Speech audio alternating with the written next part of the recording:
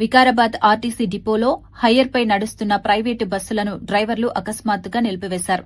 Depot manager ప్రవర్తన సరిగా లేదని, డ్రైవర్లను వేధిస్తున్నారని ఆరోపిస్తూ ఈ నిర్ణయం తీసుకున్నట్లు తెలిపారు. డ్రైవర్లు బస్సులను డిపోలలోనే నిలిపివేసి నిరసన వ్యక్తం చేశారు.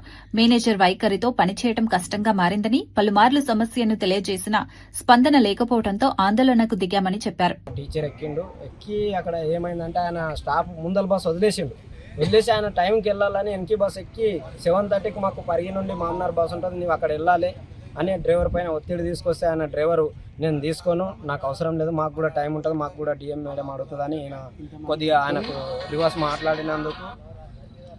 మాట్లాడినందుకు ఆయన ఇమీడియట్ పరిగి బస్ స్టాండ్లో దిగిండు. ఆయన 7:30 బస్సు మామనార్ బస్సు వెళ్ళిపోయింది. ఆయన ఇమీడియట్ డిఎంకి ఫోన్ చేసి అక్కడ ఉన్న వాళ్ళ దగ్గర నెంబర్ తీసుకొని డిఎంకి ఫోన్ చేసి డ్రైవరు 10 నిమిషాలు ఫోన్ మాట్లాడిండు.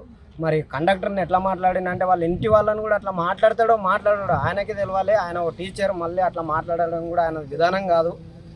ఇమీడియట్ ఆయన కండక్టర్ దగ్గర వెళ్ళి డ్రైవర్ ఫోన్ మాట్లాడుతున్న నీకు సోయలేదా, నీకు జీతం తీసుకుంటలేవా అని ఇమీడియట్ ఆయన ఆమె మీద ఇట్లా రివర్స్ కావడం, ఆమె కూడా కొద్దిగా ఇదైంది.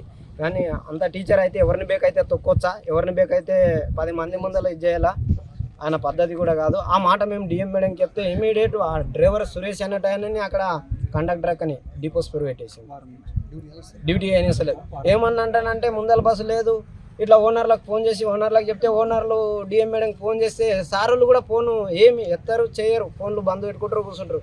డిఎం మేడంకి ఫోన్ చేసి అడిగితే నువ్వు ఓనర్ మాట్లాడతాడంటే ఓనర్ తోటి నేను ఎందుకు మాట్లాడతా, నీకు శాత కాకపోతే పక్కకెట్టుకో, నడపకపోతే పక్కకెట్టుకో అని ఇట్లా అందరికీ ఇది చేయడం జరుగుతుంది, బంద్ పెడుతుంది.